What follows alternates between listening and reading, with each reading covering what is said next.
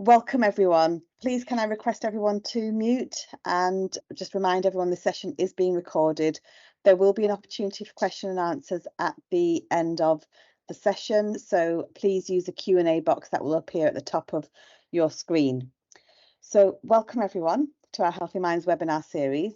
The aim of these sessions is to improve the way we deliver our services to promote better lives and respect the rights of people who live with serious mental health issues. My name is Sasha Batt. I'm the Priority Director for Healthy Minds and I'll be your host for today. The focus of our webinar today is to raise awareness of the month of fasting Ramadan, how this can impact people with a serious mental illness and how we can support people and increase the confidence of our staff to support people. I'm joined in this webinar today by some esteemed colleagues, Dr. Salman Wakar, an academic GP and President of the British Islamic Medical Association. Salman has been instrumental to this work and has helped us drive forward the 4 webinars. Sheikh Dr. Asim Yusuf, an NHS consultant psychiatrist. He's well known nationally and internationally for his work and the author of several books. Professor Ghazal Amir from the Health Equity and Inclusion Directorate of the University of Leeds and has worked on the culturally adapted behavioural activation therapy with our partnership, and she'll cover much more about that in her presentation. And last but not least, Dr. Junaid Azam, a GP partner in Bradford and an Associate Director of Primary Medical Care at Bradford District Health and Care Partnership. So this webinar is a partnership with the British Islamic Medical Association, the University of Leeds and our Health and Care Partnership. I want to thank all the speakers for doing this webinar. It's something that they're all doing over and above their day jobs, but it's a topic that we're all passionate about and has been inspired by some of the work that's been happening in our place called the Dusk to Dawn project. And we'll cover much more about that in our 3rd webinar. All details about the webinar series will be hosted on our partnership website, and this will include the recordings, the full Q&A, and over time we will develop a series of fact sheets which will be shared on our service website, www.healthyminds.services. So before I introduce our first speaker, I want to set the scene for some of this work. So Bradford District in Craven is a beautiful and amazing place. It's one of the largest metropolitan district councils in the country, and it spans both rural, urban, spans throughout our district. The health and care partnership that we have is made up of NHS councils, care providers and the voluntary and community sector, and we make decisions together about the use of our health resources across our district. As a partnership, our vision is to act as one. And by act as one, we mean we all come together for our population to keep people happy, healthy at home. Our partnership has set 5 priorities. One of those priorities is Healthy Minds. Healthy Minds is an area that aims to achieve better lives, respecting the rights of people to improve the support we offer to them. I'm going to hand over to the first speaker now, who's Junaid Azam, who will give you some more context behind our work. Hi everyone. Yeah, thanks for joining us today for this webinar. As Sasha mentioned earlier, I'm a GP locally in Bradford, in sort of inner city Bradford. Some of you may have seen this particular slide before, this diagram, this idea that sort of as you sort of go across the district, your life expectancy and your healthy life expectancy can sort of decrease quite rapidly. So starting up at the top left, sort of in Ingleton, Settle, sort of looking at sort of around the 80 mark, and then as you sort of take a bus ride into central Bradford, sort of Bradford City, which is where I practice, it can drop to about 10 years of life expectancy, and that can increase more for people with sort of serious mental illness. So we know actually it can be as much as 21 years lost in life expectancy. And then the figure on the right is looking at healthy life expectancy, years sort of spent with good health, and that can actually be up to sort of 30 years for people. 30 years lost of healthy life expectancy for those with serious mental illness. Today we're going to be focusing on mental health, specifically in relation to Ramadan. There's going to be 4 webinars in total, and we'll share the information about the other 3 webinars more specifically closer to the dates of the actual webinars themselves. If you're interested in joining them, if you email the address at the bottom, actors1@nhs.net, and then we'll send you some more details. And the other thing I suppose worth mentioning is obviously the purpose of the webinar today is specifically mental health challenges. We know obviously every year myself, we sort of get asked questions specifically on physical health as well and diabetes, but mental health is not really spoken about that regularly. So this is why we've specifically chosen to speak on this topic.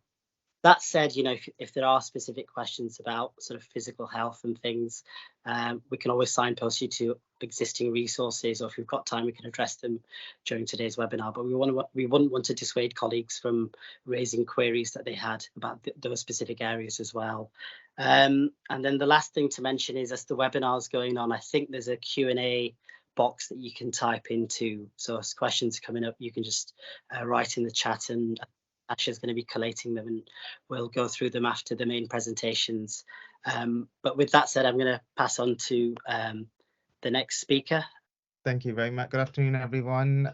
My name is Salman Wakar. As Sasha said, I'm also a GP, but I don't practice or live in Bradford. I'm down south in the southeast, but my in-laws are in Leeds, and so I have visited Bradford many times. And very grateful for Bradford District and Craven Health and Care Partnership for working with us to put this on. And I guess the context for this is that, as Junaid mentioned, we know that Ramadan is a very important time for many Muslims, but we also know that people who have serious mental illnesses struggle with accessing any form of help relating to Ramadan in a meaningful way, let alone when it comes to the inequalities they experience in accessing general health, as it were. And we know the consequences of that, where their physical health suffers and they unfortunately experience inequalities and inequity in outcomes and in experience. But when it comes to Ramadan, it's important here in the slide here, I put that, there's 2 billion Muslims on earth, which is a quarter of the world's population. But Bradford is overrepresented in that respect. 31% of Bradford is Muslim according to the last census data, versus 6.5% of the UK. So Bradford clearly has a huge heritage, a huge part of the story of Muslims in Britain.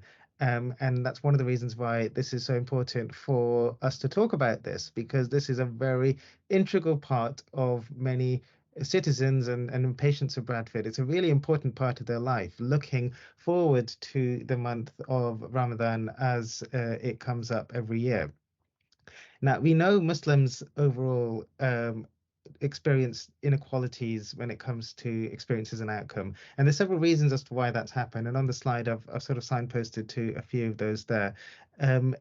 Muslims in Britain, many of them are from diasporic populations, i.e. they have at some point in their lives either themselves or their ancestors have migrated to the United Kingdom. Not all, of course, there are many Muslims who have either converted or have been present in the UK for much longer than that.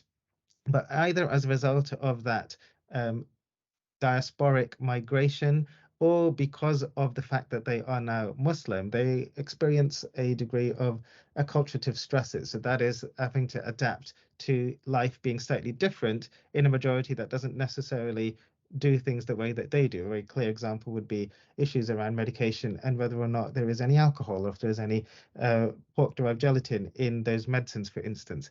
These little micro issues can add to quite significant stresses over the course of one's lifetime. And if someone has got severe mental or serious mental health illnesses, these stresses may actually be disproportionately experienced by the individual or their family. Furthermore, Muslims in this country, unfortunately, do live in the poorer parts of the country. There's a significant amount of socioeconomic deprivation that Muslim communities experience. And we know that that is an independent factor for how people not only experience healthcare, but also the outcomes that they have. The poorer that you are, unfortunately, the less longer that you will live and the poorer quality of life that you will have as well. Add into that the fact that Muslim communities also experience racism. As I mentioned, many of them do come from other ethnic backgrounds. There's also issues of classism. Some of this actually is within communities as well, those who are more middle class and sort of professional workers versus those who are manual laborers or those who are less educated. And indeed xenophobia as well from those who have recently migrated and or who have unclear migration status.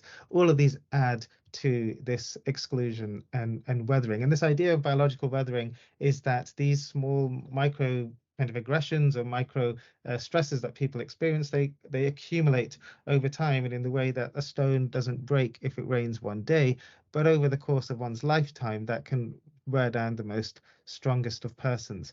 And that is also passed on from generation to generation as well. And the last point that I think is really important to mention is the issues around Islamophobia and anti-Muslim sentiment and hatred that unfortunately we are seeing a lot of and an increasing amount, partly due to the wider geopolitical and local climate, but also indeed due to some of the misinformation that people have around Islam and Muslim practices. So all of this gives us a background for when we are talking about patients around Ramadan. It's really vital that healthcare professionals and people involved in the care and organizing of care for these people understand the importance of Ramadan. Next slide, please.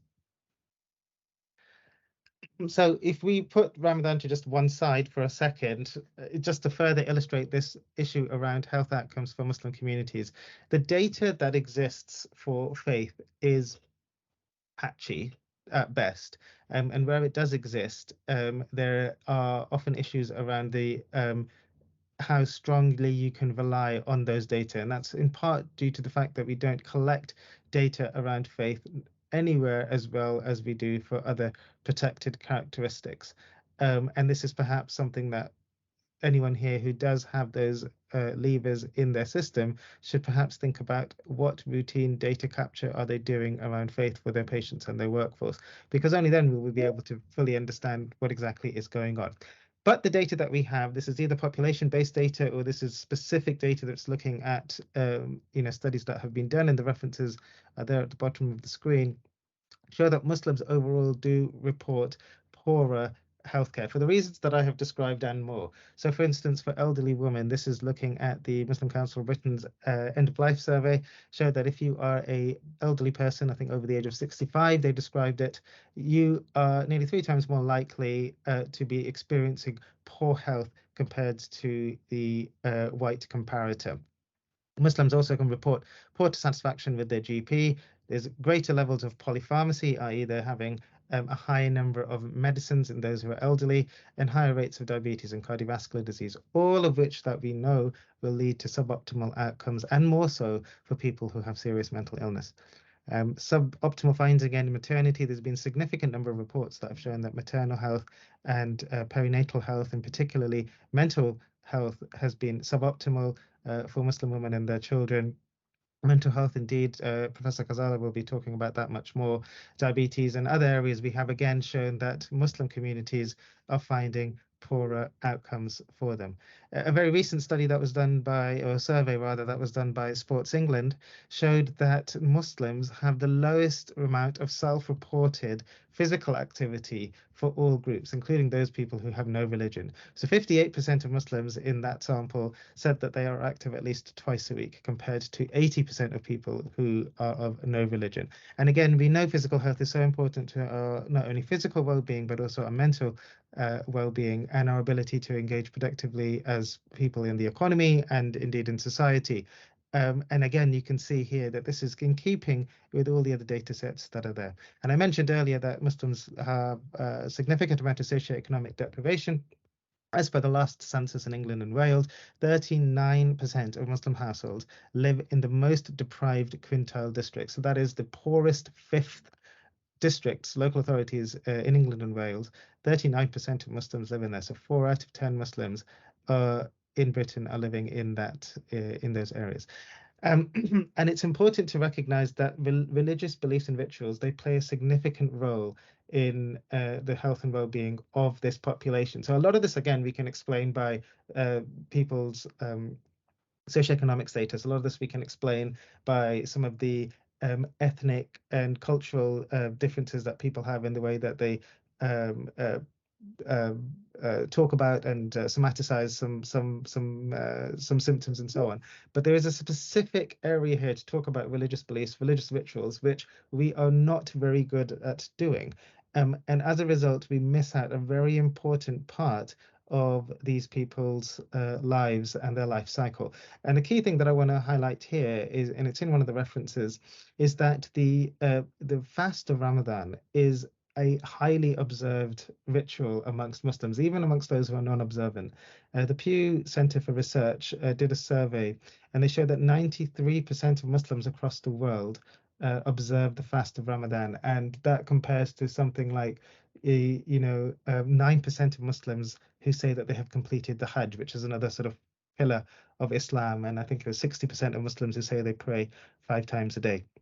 So Ramadan is a incredibly important time, an incredibly influential time for 2 billion people across the world, 30+% of Bradford.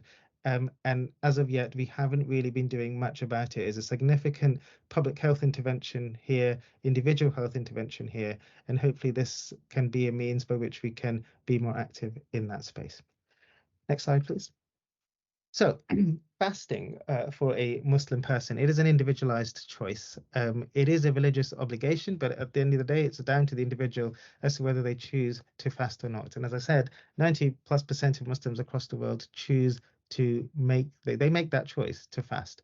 Now, there are exemptions for people. Some of these are clinical in the sense of someone is ill, acutely ill, if someone is traveling, for instance, if someone is on their menstrual cycle. These are religious exemptions that people have the ability to avail. However, the desire to fast for Muslims is incredibly strong, and people with significant medical issues, including people who have who are at the end of life, for instance, with cancer, people who are significantly frail, they want to fast. They see this as a means by which they can get closer to God. They want to worship. They wish to get that spiritual and that be in that good space for them. And part of that is by observing the fast of Ramadan.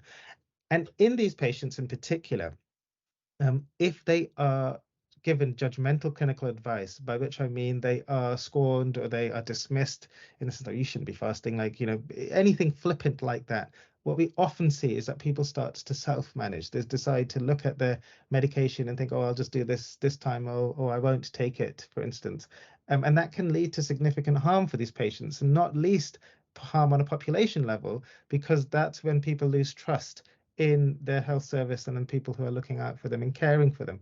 So understanding that motivation and the stigma that can come from not fasting as well, on the other hand, so people who may decide that they don't wish to fast Ramadan on account of their health or for other reasons, they may experience a significant amount of exclusion from communities, from their own families even, for people not perceiving the importance of for them not necessarily being able to explain why they have chosen not to fast.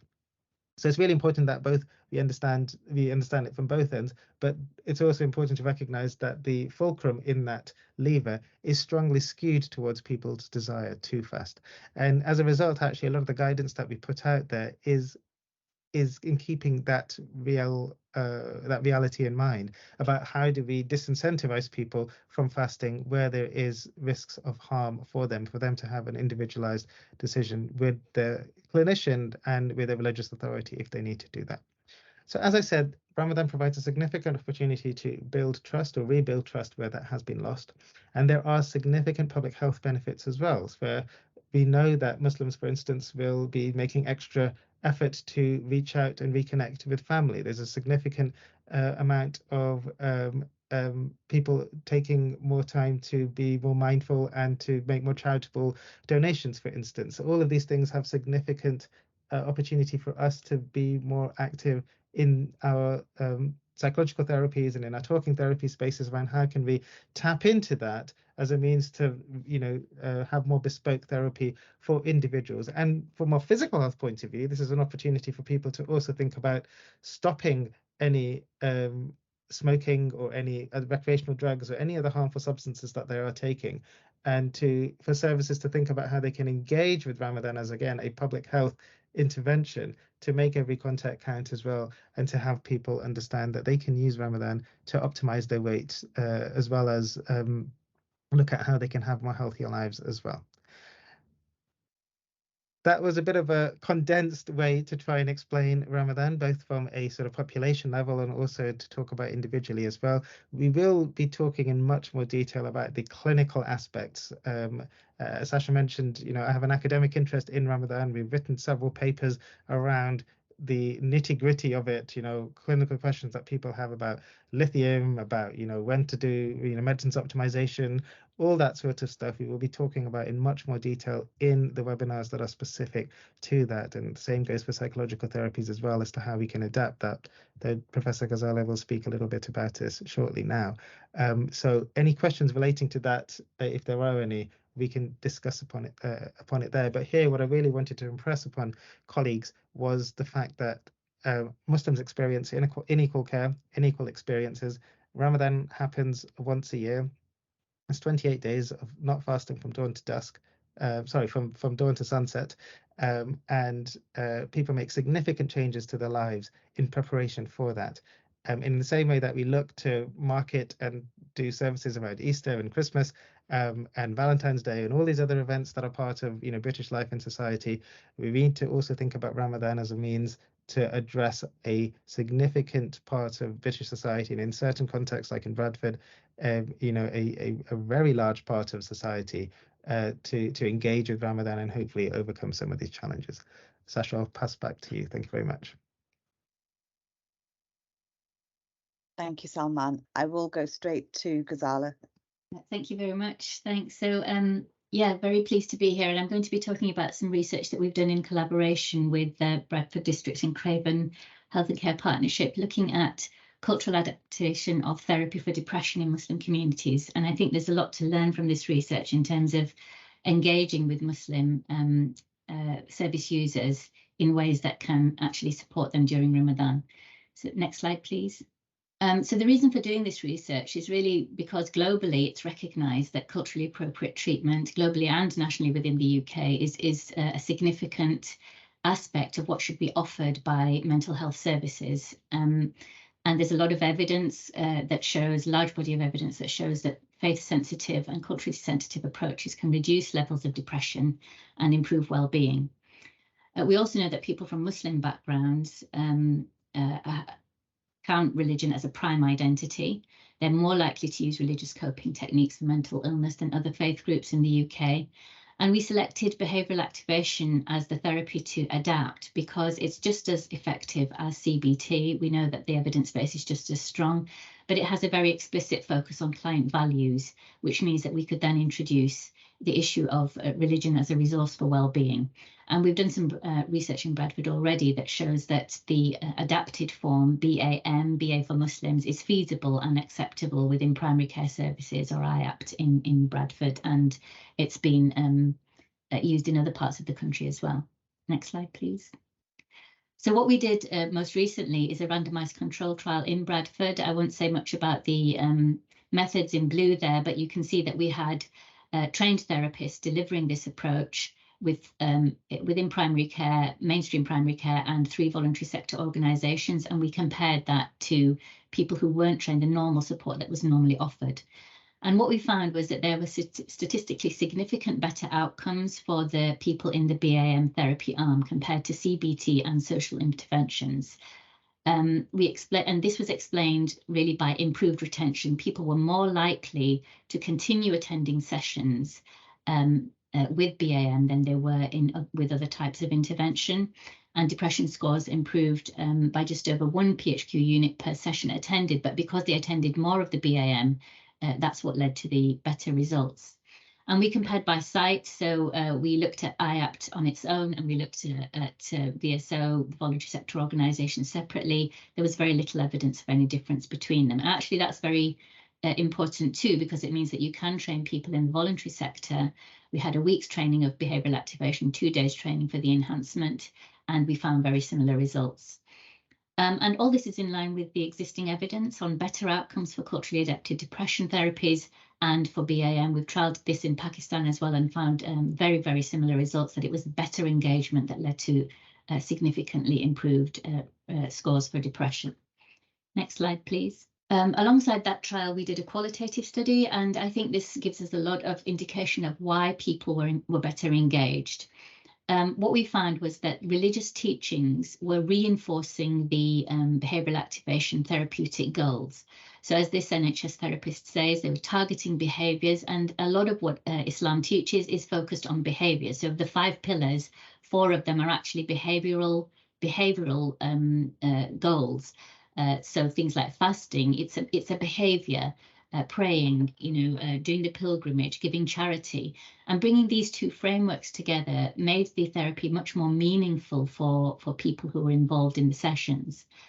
And what it could also do is turn people away from a very negative way of thinking about religion, perhaps feeling that the depression was because they were being punished by God, or they felt despairing and had lost hope. They had very little self-esteem.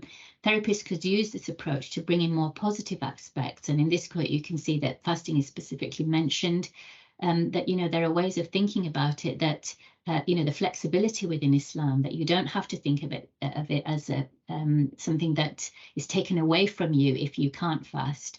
And I know from previous research that sometimes people, if they don't feel they can discuss these issues, they don't think that the practitioner will understand, then they do, as Salman said, they start to self-manage and they start altering medication that they might really need without discussing the ways in which they might be able to fast and take medication, or maybe just coming to the conclusion that it's better for them not to fast, and that's fine, that their intention to worship is the main thing.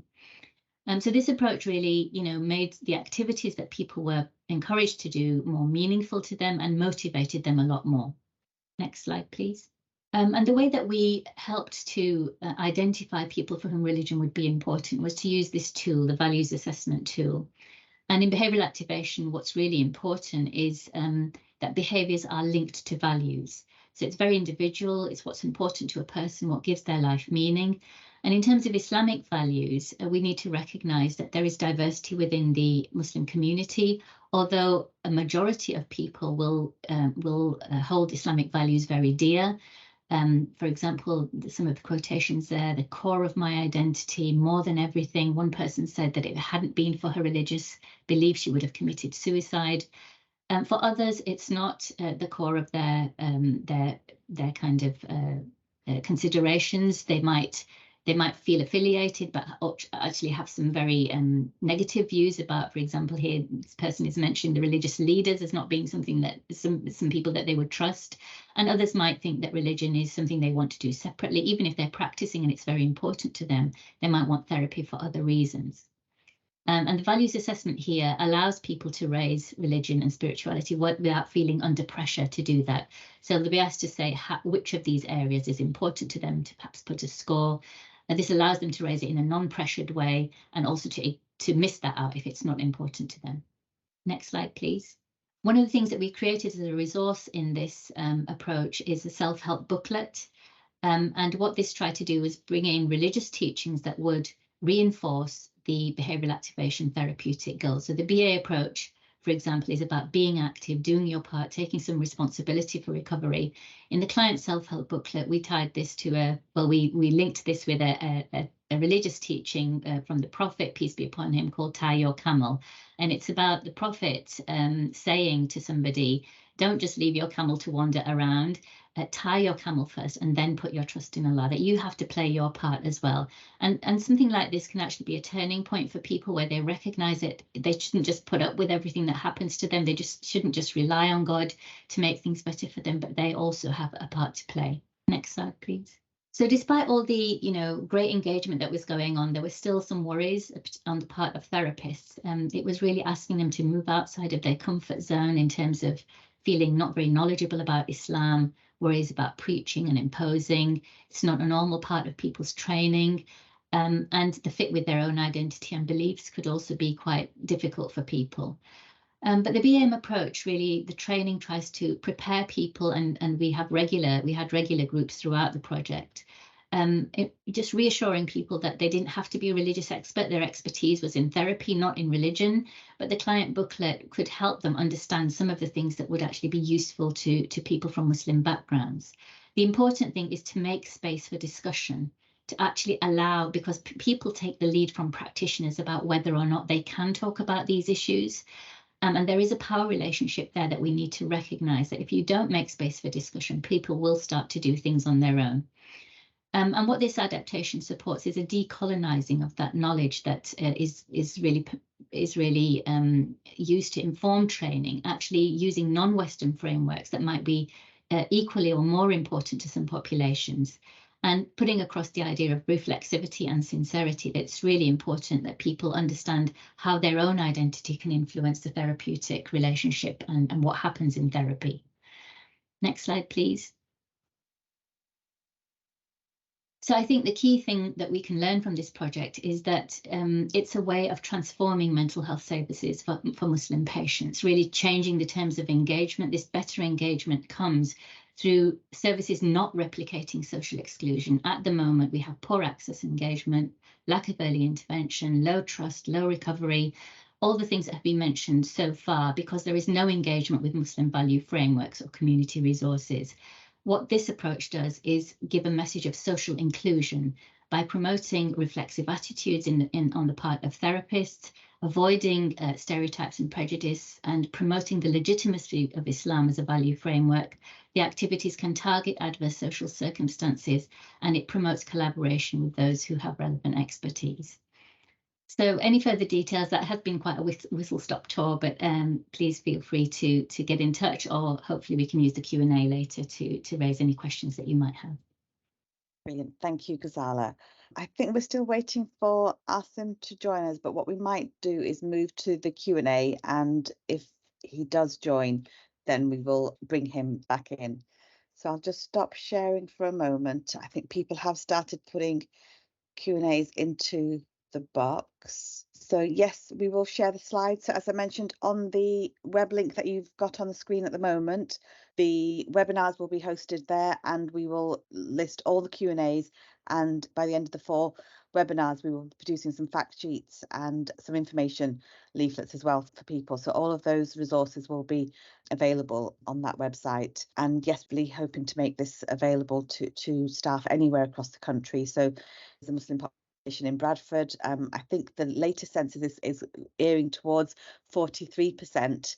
It is increasing, and something we need to consider in terms of our population and how we're developing. And I think, just as I've been rambling there, Asim has joined us.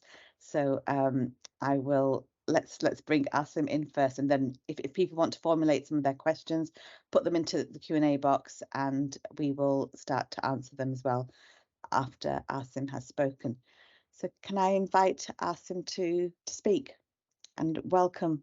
Assalamu alaikum. Apologies, everyone. Assalamu alaikum and welcome. Thank you for joining us. We've just been through an introduction. We've shared some background and context. So we're handing over to you to share some of your wisdom and knowledge. Assalamu alaikum. Bismillah wa salatu wa salam ala rasulillah wa ala alihi wa sahbihi wa man wala. Firstly, are there any questions that anyone has? So we have one question in the inbox, which says they work in CAM service and they want to know if speakers have any thoughts or insights about the potential impact of Ramadan on children and how they may engage with it or experience pressures around Ramadan. Yeah, that's a really good question. So, as I mentioned earlier, apologies for joining late. I unfortunately got caught up with a bit of a clinical emergency. And I'm sure our other speakers have informed you, about the nature of Ramadan and so forth, and the Muslim view in relation to it. One of the questions that tends to come up is, and it comes up quite often, is the relationship between children, by whom we mean those under 18, and the month of Ramadan and fasting in particular. 2 things really: fasting and the night vigil prayer, which is an extended prayer, the Taraweeh prayer, that occurs in the evenings in each night of Ramadan. And the first thing I suppose to clarify is the question of what do you mean by a child? So from an Islamic perspective, and from the perspective of Islamic guidance, as with most traditional cultures, the boundary between childhood and adulthood is defined by puberty. So either puberty or, in case the signs of puberty do not appear on the person, then the age of 15 is normally considered as the boundary between childhood and adulthood. As a result, the prayer and fasting become moral obligations upon a child at that point. What you find in practice, however, is lots of children. Ramadan, because of its nature, and it is a communal activity, it is actually quite a festive activity. A lot of children do want to participate in the prayer, fasting, and the other activities in the month of Ramadan. This then brings up the question of there's two questions, I suppose, where children are concerned. The first is children who are unwell, who may, and therefore who may have biological vulnerabilities that might be exacerbated by a fast, particularly if it's a lengthy fast, although it has to be said that the fasts are shortening now and will shorten and become probably around 12 to 14 hours long. The second question is whether an otherwise healthy child would be able to manage the fast over the month of Ramadan. So can I address the questions from those perspectives, perhaps? Is that okay? Okay, I can see a nod, so that's fine. Let's deal with the question of the healthy child first. There are sometimes concerns that often it's teachers, but sometimes healthcare professionals also have concerns about children who are engaging in fasting during this month, as well as with the night prayer. So as I mentioned, the fast is dawn to dusk, and you've probably been told this already. The fast is a dawn to dusk fast, and it is a total fast. So it includes liquids, water, and so forth. Muslims follow a lunar calendar, which means that the Islamic months tend to slide backwards as the years go by. A few years ago, the fasting took place in June, and you had sort of 18 to 20 hour fasts, with the night prayer being performed sometimes at 11 o'clock at night, and potentially going into sort of 12:30. That was also occurring, when kids were writing GCSE exams and so forth. That was quite a tricky situation. The situation that we're moving into from this upcoming year, so from 2024, the fast will start to cross over daylight savings, so that it'll cross over the clocks turning backwards. What that means is that effectively the fast will be shorter. As the days get shorter, the fasts will be shorter. So you're probably looking at children abstaining from food and drink, but otherwise eating and drinking normally, if not more than normally, outside of that period, for about 14, probably more like 12 or 10 hours in a day. This is not, it should be noted, this is not very young children. So from an Islamic perspective, the fast is a moral obligation. It's not it's not sort of legally enforced in the same way that we might understand legal enforcement, but it is something that will be, that they will be very much encouraged to engage in after they reach puberty. Prior to that, as I say, lots of children will want to get involved, and their family may also, want them to. What you also sometimes find is sort of, an 8-year-olds who say, well, I want to fast as well, and it's, I want to fast except when I don't. So there is this kind of, children might tell you, I'm fasting, and do you want a chocolate bar? Yeah, okay. It's that type of fast. It's just kind of getting into the swing of things, really. So the question emerges that if the question that arises therefore is somebody who is physiologically uncompromised, but is young, is engaging in a fast of around that length. The night prayer is about probably 45 minutes or so. It will happen now around maybe 8 p.m. Again, not something that is likely to impact particularly on children, but that's the question that you have for a healthy person. And I would suggest, based on lots of experience with this, that children who want to engage in this, they should generally be okay unless there are underlying health issues. And what if there are underlying health issues? What happens in that case? If there are underlying health issues, then there is an exemption from fasting anyway as a result of illness. So that's the first thing. An underlying health issue normally takes, and this is in children and adults, it normally takes one of three forms. I will address, when I start talking about mental illness, I'll start talking about the fourth element of this, which is capacity. But it usually takes one of three forms.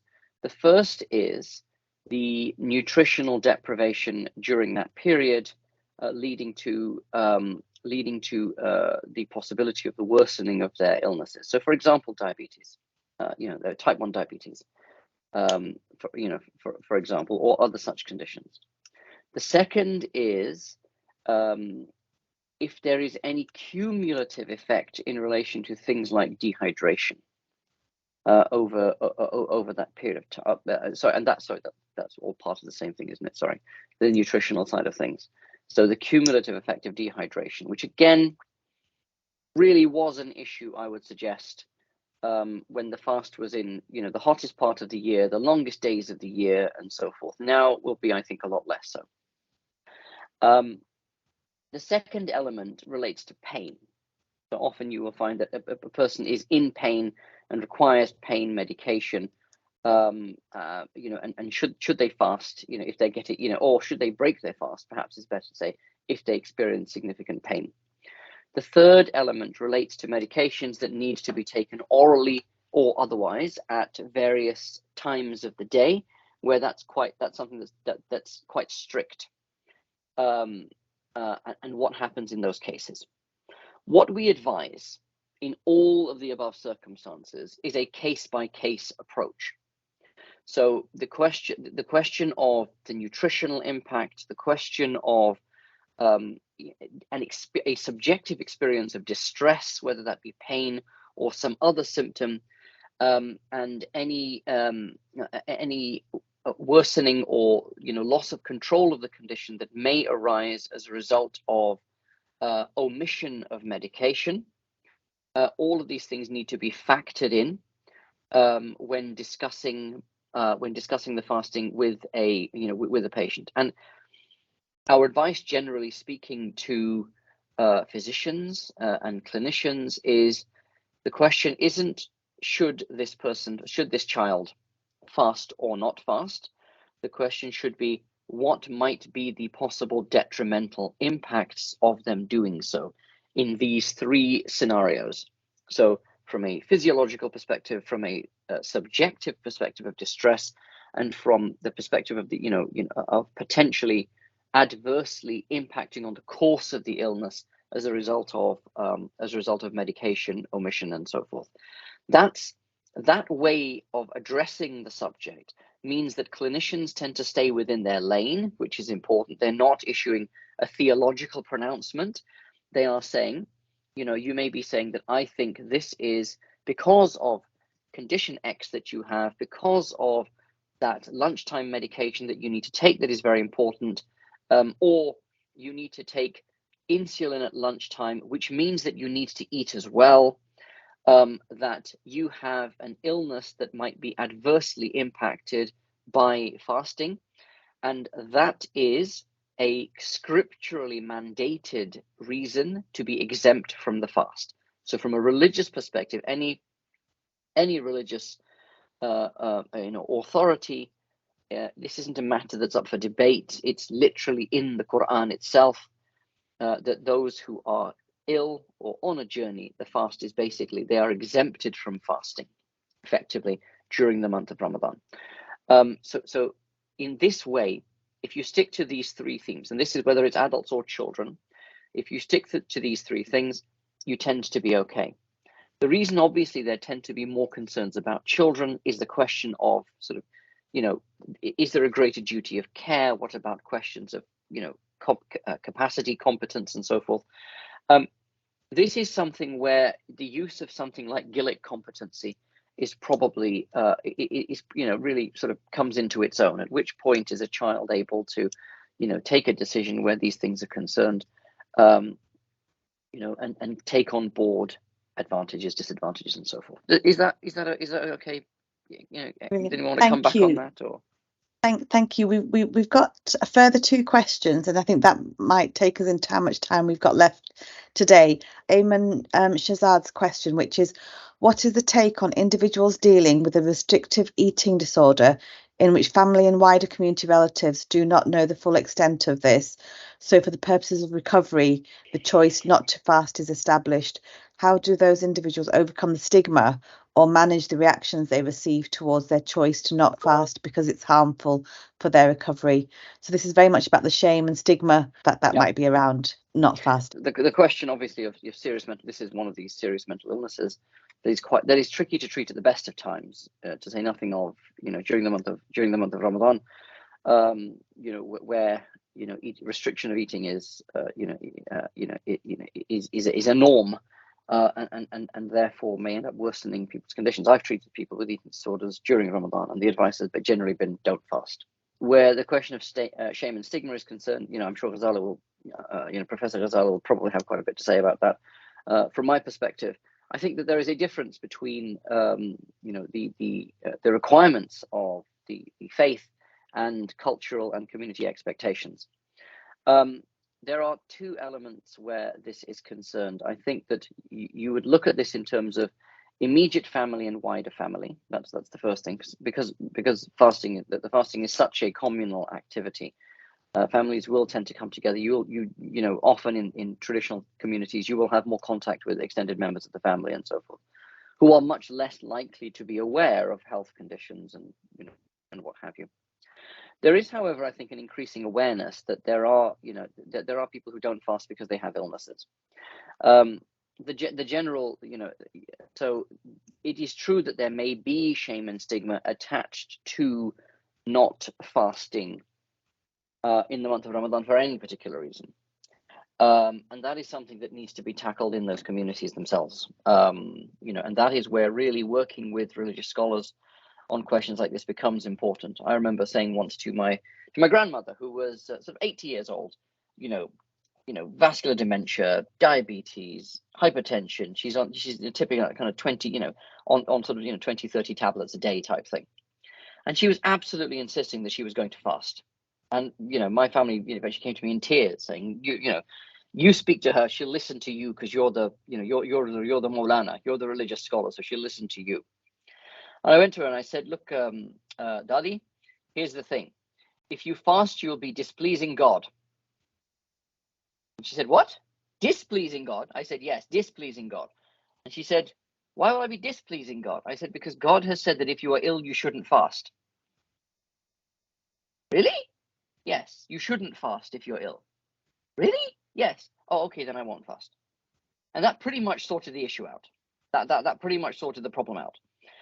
So it is very much about how the question is addressed. Shame and stigma are real things, particularly in traditional communities, but they are para-religious rather than religious. That doesn't make them less important. It sometimes makes them more important, actually.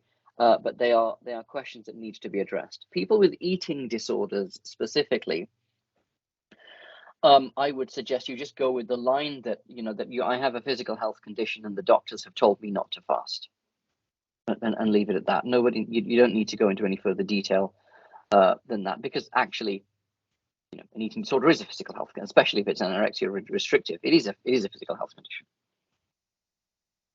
I don't know if Ghazala wants to add anything to that. Yes, Ghazala, do you want to come in on that? Yeah, I mean, just to agree that I think, where community norms are the cause of stigma, and it's a way of, actually, religious teachings can be a way of challenging those norms from within the value framework that is, most respected within Muslim communities. So I think that's right. I think the question, though, is perhaps referring to people not knowing the full extent of the issue, and so although you could challenge, the family might still say, but you're not that ill, you're not, and that might be the issue. And I think in that case, really, it's about exploring with the service user, is there somebody within the family that you could trust, that you do trust, to actually speak to in more detail about the extent of your illness? Because it would be quite difficult for somebody to deal with that on their own. And trying to get family support in those instances might be really important for that person, so they don't feel completely excluded from what's going on in the family, and that they have some support to deal with what would otherwise be stigma. So trying to find some support either within the family or within the community could be really helpful to that person. Yeah, I think allyship is very important as well, isn't it? And sometimes this is really where health professionals come into their own, and particularly if those health professionals are, working, in conjunction with sort of spiritual care teams, chaplains, that type of thing. That you can actually say, look, let's have a meeting. If you're having difficulty, let's have a meeting, perhaps with the family. You don't need to go into what the disorder is. You see, because the thing with eating disorders is because patients with eating disorders tend to have quite regular blood tests anyway. Something along the lines of your blood tests show that that you shouldn't be fasting. It's that sort of thing, rather than, eating disorders are very difficult to understand. As a general principle, for people who do not have eating disorders, they are actually quite difficult to understand. That very much brings together the element of how our physical health and mental health are so interconnected, that often, picking up on Ghazala's point, some people might not see mental illnesses as illnesses and say, well, you can fast, that's an issue, but actually really drawing the parallels and the impact mental health can have on people's physical health is really important. I'm really conscious that we've come to the end of our hour, and Kez Hayat's question is very much the focus of webinar 2. So Kez, I hope you will come and join us again for webinar 2, because absolutely your questions will be answered through that one. If people do have further questions and comments that they want to share with us, please do share them. The details of webinar 2 will be shared on our website, and there will be an Eventbrite link going up live to access that. But if you have any questions in the meantime, please do go to the website or email us at actors1@nhs.net. And can I just say a huge thank you to our 4 speakers for joining us, and for everyone. We've had over 120 people join us today, so we can see a huge amount of interest and a lot more to cover on this topic. So thank you, everyone. Have a good day, and happy World Mental Health Day. Thank you very much, everybody. Yeah, thank you. Thank you. Thank you. Thank you. Bye. Bye. Thank you. Thanks. Keep well, everyone. Thank you. Thank you. Thank you, everyone. Great. Thank you, guys. Have a good day. Thank you. All Take right, care. bye. Bye. Bye.